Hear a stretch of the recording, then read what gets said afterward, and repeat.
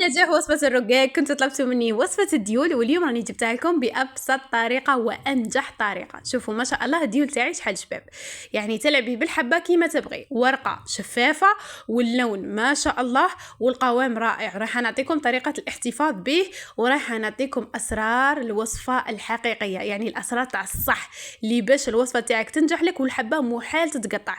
تابعوني برك من الأول للآخر لأنه كل مرحلة رايحة نقول فيها سر، يعني تابعوا الفيديو من الأول للاخر هكا ان شاء الله باش تنجحوا فيها وترجعوا لي بتعاليقكم. شوفوا اللون تاعه ما شاء الله، راح نعطيكم السر تاع هذا اللون الجميل، تقولوا حرير الله يبارك ما شاء الله. نبداو بسم الله والصلاه والسلام على رسول الله. الوصفه تاعنا اول حاجه نجيبوا الاشواغ ولا الميكسور اللي عندك. نجيب الاشواغ تاعي ونعبر كيله سميد. انا هنا راح نستعمل الكاس، نتوما الكيله تبغوا تكبروا تبغوا تصغروا اللي تبغوا، يعني نديروا كيله تاع سميد وراح نزيد عليها ملعقه في الكاس هذا يدينا ملعقه صغيره ممسوحه ملح وملعقه صغيره تاع التحليه هذيك معمره خل، والخل من الافضل هذا البني لانه يعتبر كماده حافظه. درتهم في الاشواغ وراح نزيد عليهم كاس ماء بارد، كاس ماء البارد يعني عادي من الحنفيه ماشي من الثلاجه وماشي سخون، ونزيد عليه الربع، يعني كميه الماء كاس وربع، وانتي الكيله اللي درتيها ديري بها كيله وربع تاع الماء. صاي نبلع الاشواغ تاعي وراح نرحيه لمده ماشي نرحيه نخلطو لمده 5 دقائق. 5 دقائق وانتي تميكسي سواء بالميكسور ولا بهذا الاشواغ لمده 5 دقائق. الا حسيتي الميكسور تاعك حما شويه حبسي ومن بعد زيدي كملي. صاي نخلطو لمده 5 دقائق. صاي هنا بعد ما فاتت عليه 5 دقائق خلطتها مليح مليح. شوفوا القوام تاعه كيفاش يولي.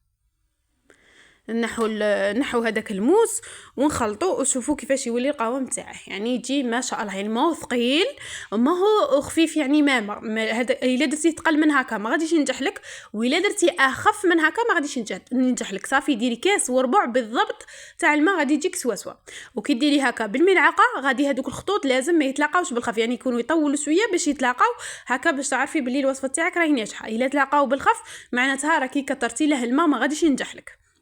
تابعوا معايا حبيباتي ان شاء الله تنجحوا فيها. حين تحصلوا على هذا القوام نغلقوا عليه ونخلوه لمده نصف ساعه. بعد ما فاتت عليه نص ساعه نجوا للخليط تاعنا ونحركوه. هذا اول اسرار نجاح الديول اللي هو التحريك، يعني في كل مره تحركيه.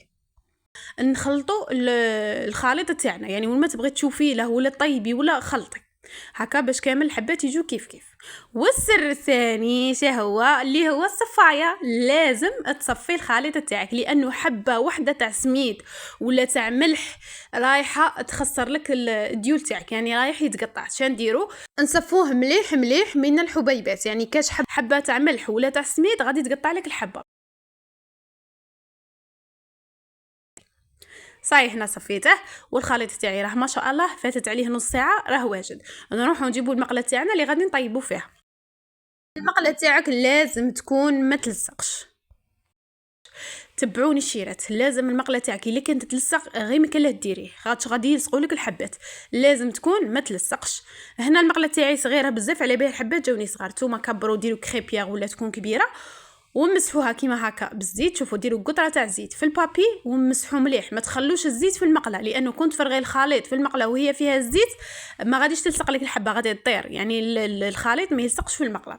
نمسحوا فقط، مسحيها وجدي الطاجين ولا حاجه تكون كبيره على قد المقله كيما هكا وديري فيها الماء وخليه يغلي. شوفوا لازم تكون قدها باش تطيب لك كامل الحبه كيف كيف. المقله تاعي راهي دافيه، نمسحها قلنا بهذاك الزيت نمسحها خفيفه فقط ونفرغ شويه من هذا الخليط. المقله نديرها تدفى برك، تدفى ما تكونش بارده وما تكونش سخونه، يعني دافيه قد ما تحطي فيها يدك. ندير شويه من هذاك الخليط نمشي هكا كما كنتم تشوفوا في المقلاه ونحي الزائد بصبعي هكا. كي غادي تهودي المقله الزياده كامل غادي يهبط ويقعد غير اللي راه لاصق في المقله. شوفوا يقعد كيما راه. نروح نديرها فوق هذيك النار راهي قاويه عادي ونديرها فوق هذاك الطاجين ونخليها حتى تنشف تماما. شوفوا حبيباتي كاين اللي تتقلق عليها قبل ما تنشف تنحيها وتقول لك الوصفه ما نجحتليش، لا خليها تنشف مليح حتى كي تحطي يدك في وسطها ما تلصقش، يعني تكون يدك ناشفه، يعني تصيبي الحبه من الفوق ناشفه.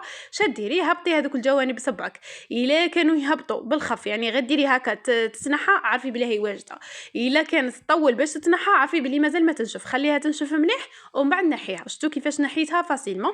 راح نزيد معكم الثانيه باش تشوفوها. هنا بعد ما نحيت الاولى نمسح المقله تاعي بسربيته، من الافضل ديري سربيته ومن بعد نمسحيها بهذاك البابي اللي فيه الزيت، وقلنا قطره برك تاع الزيت يعني ما تكثروش الزيت.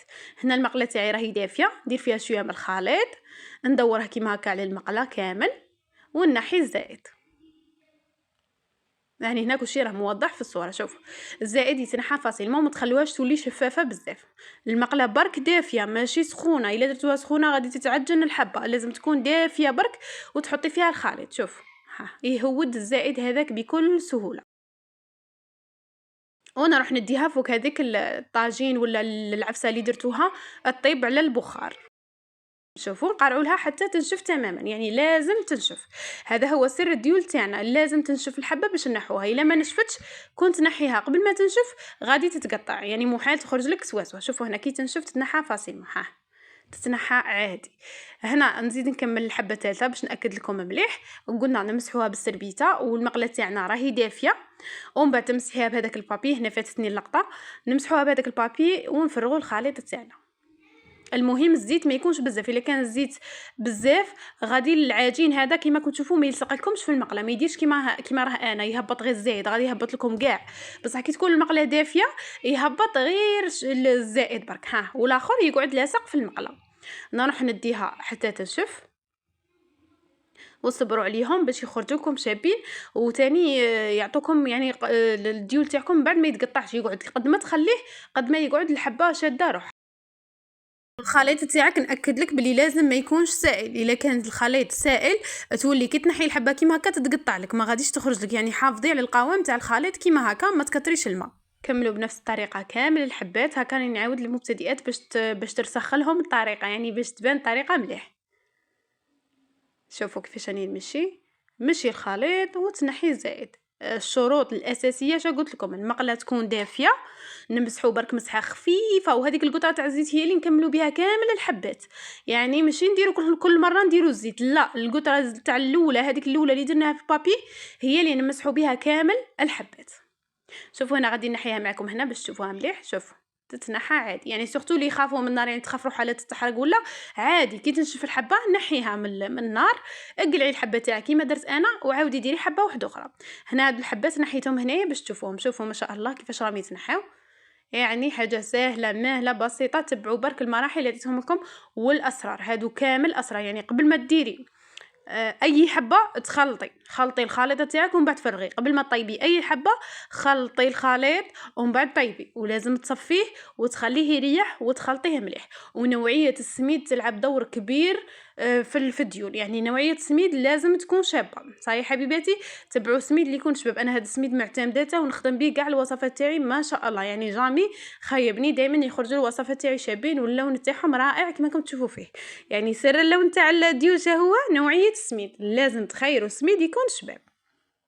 وهنا كل ما طيبي حبه فرشي سربيته وحطيها فيها، ما تحطوهمش فوق بعضهم رايحين يلصقوا. ديروا كيما راني دايره انايا هكا، فرشي سربيته وحطي الحبات تاعك وغطيهم، خليهم حتى يبردوا تماما. كي يبردوا ديري حبه فوق حبه عادي.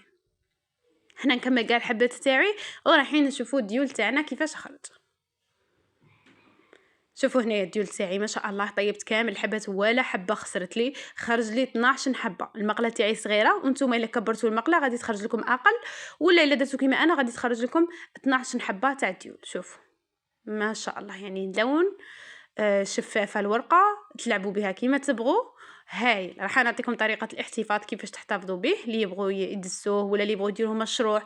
يعني هذا مشروع رائع في رمضان ان شاء الله، في رمضان وفي العيد. اللي يبغوا يخدموا صامصه البسطيله هذا يعني ما شاء الله للوصفات هادو. سورتو المحنشه ما يتقطع ما يصالح والو، غادي نشارك معكم به ديول ومحنشه ان شاء الله والصامصه وتشوفوا بعينيكم النتيجه كيفاش. شوفوا ما شاء الله اللون تاعه شحال شباب هايل، يعني خرج ما شاء الله. ان شاء الله برك تجربوه وتنجحوا فيه كيما نجحتوا في وصفه الرقاق وتبعتوا لي تعاليقكم. انا عطيتكم كامل المراحل. الحبه تاعي راهي ما شاء الله شفافه. نروحوا لطريقه الاحتفاظ. شوفوا حبيباتي، الا كنتو رايحين ديروه في الثلاجه لتحت، يعني تستعمليه في هذاك الاسبوع، غادي تغطيه بالبابي فيلم كيما هكا، وتخليه عادي في الطبسي تاعه ولا في البورطمونجي تحت في الثلاجه لمده اسبوع، يشد لك سمانه لتحت في الثلاجه. الا كنتي رايحه تدسيه في المجمد، تديري كل حبه وحبه ديري بلاستيك ساشي، يعني شري هذوك الباكي تاع ساشي، هذيك الساشي البيضاء، قصي كل وحده بين زوج، وتبداي ديري بينات الحبات، يعني بين كل حبه وحبه ديري ساشي ودخليهم في بورطمونجي ودسيه في الكونجيلاتور كيما تبغي 3 شهور 4 شهور ما يصرى له والو، لانه راه فيه الخل، والخل فيه ماده حافظه، غادي يشد لك لمده 4 اشهر في المجمد ما يصرى له والو. يعني دخليه في الكونجيلاتور بصح بالشرط وين ما تديكونجليه، يعني وين ما تقلعيه ويروح له تجمد ما تعاوديش تجمديه، الا ديكونجليتيه ما تعاوديش تكونجليه، صاي هذه باش نتفاهموا عليها، لانه كنت عاودي تكونجليه للمره الثانيه راح كي تجبديه يبداو الحبات يتقطعوا، صافي كي ديكونجليه لمره واحده فقط. صحيح حبيباتي، هكا ان شاء الله نكون مديتكم كامل النصائح، ان شاء الله تجربوه وتنجحوا فيه، وان شاء الله تعجبكم الوصفه، ونتلاقاو في وصفات اخرى وحكايات اخرى من وصفات وحكايات نور.